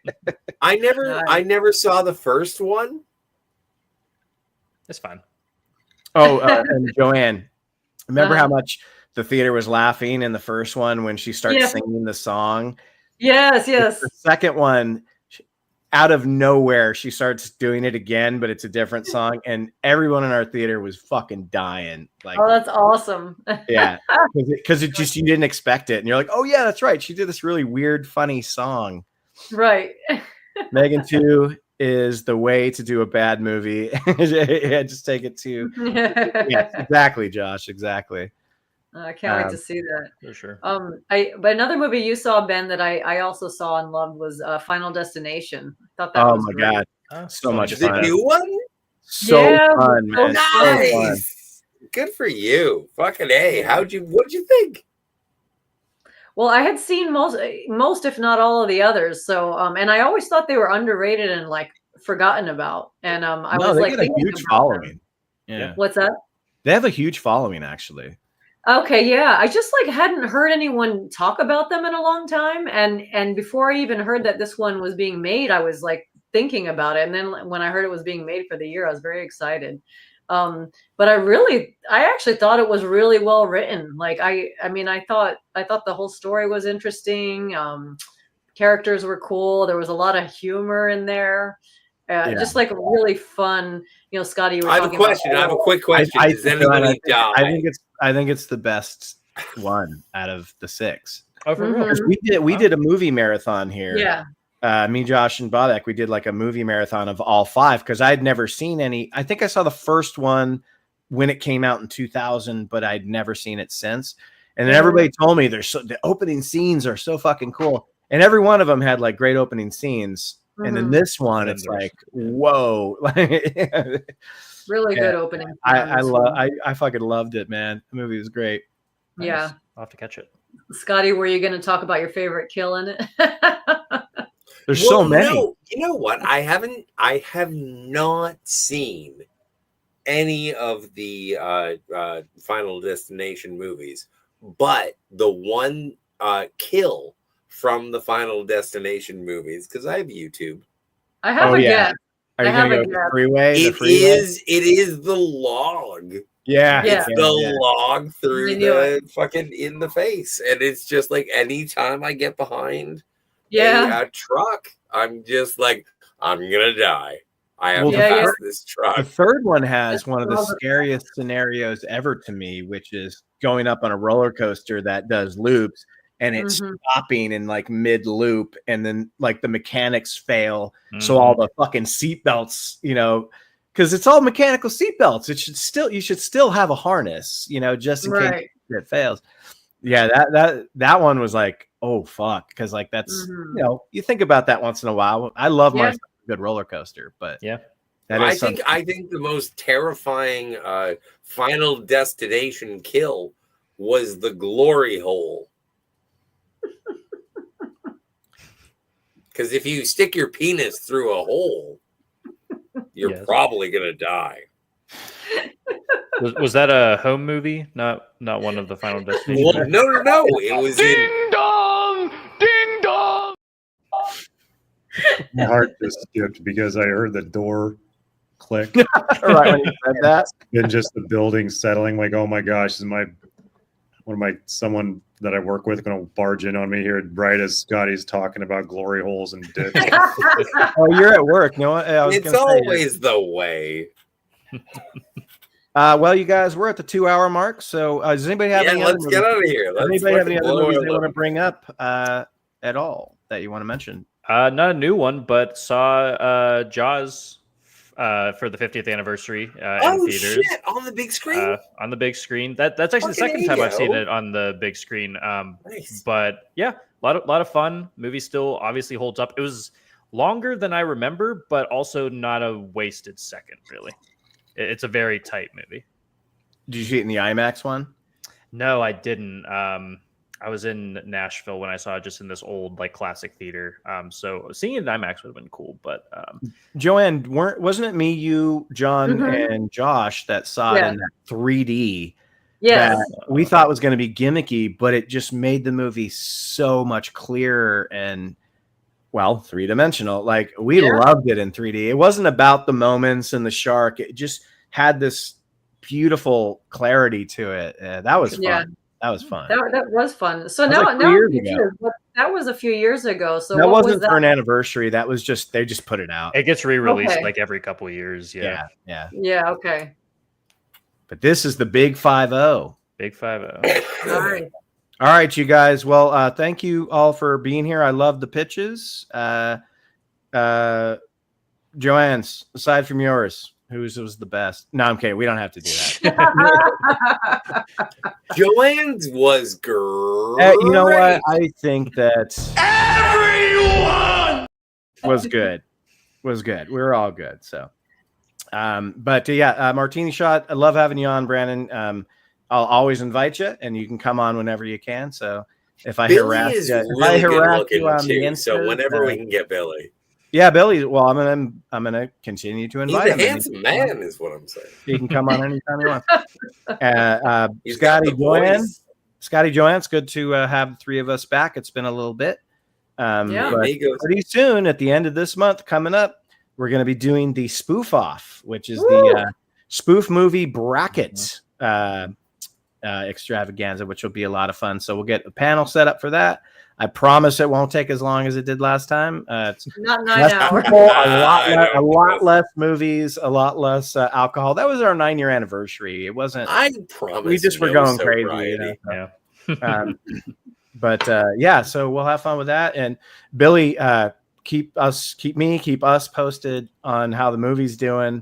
Once you have it out there, send me the link so I can share it and stuff on the channel. Absolutely. I mean, the plan is the link just to be on the website you see on my lower third. I just want everyone to just go there. That's the plan. But I just got to see what kind of link they send me. I'll put it in the description. Yeah. Thanks so much for having me again. Yeah, man. With the full crew. And thank you for all the support and the praise. Yeah. I would love to come back another time.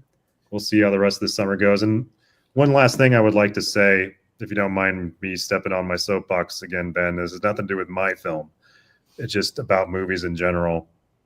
One of the things that was so great about going to Los Angeles to be in this festival was just being back in LA, being there, being in Hollywood, being at Universal Studios, being, next to the Culver City Studios. Of course, Hollywood's changing and that, a lot of stuff is getting weird. Yeah, you look at the box office and you see this, that, and the other. But the thing is that all this doom and gloom about Hollywood is dead or dying. I don't believe it, especially after this trip to LA. And that was very reaffirming to me. There's bad stuff happening in LA, but it's not like this apocalyptic wasteland that the news media and the social media and the politicians keep on making it out to be. No, that's the clickbaiters that don't even live there are the ones that this whole notion that Hollywood is dying or whatever, that's all clickbait as well. I don't believe it. We're in a transitional period, but the magic of movies, the magic of Hollywood is alive and well, and I think it will continue to be alive and well for a long time, possibly even after human beings die out. So I will now step off my soapbox. Thank you all for having me. You got it. Love you guys. This is great. Everybody have a great. Good to see you, man. Your fucking voice is velvet, and your talent is iridescent. I love your energy, Scotty. I want to have whatever it is you're taking. No, you don't, man. When I crash, it's so depressing. I would drink more, but it just sends me right to the bathroom. I'm gonna have to do more bio breaks. You know what? Billy, I am sitting in a puddle of my own urine. Billy, why do you think I'm like this all the time? Anyway, it's good to see you, bud. It's good to see you for the second time. I love you. You're Billy, great. Brandon, great. Thanks for being such awesome Let's guests. get the fuck out of here. I hate being live. Well, dude, you're the one that wouldn't shut the fuck up. All right, everybody. Have a good night with Drinker Cinema. Take care.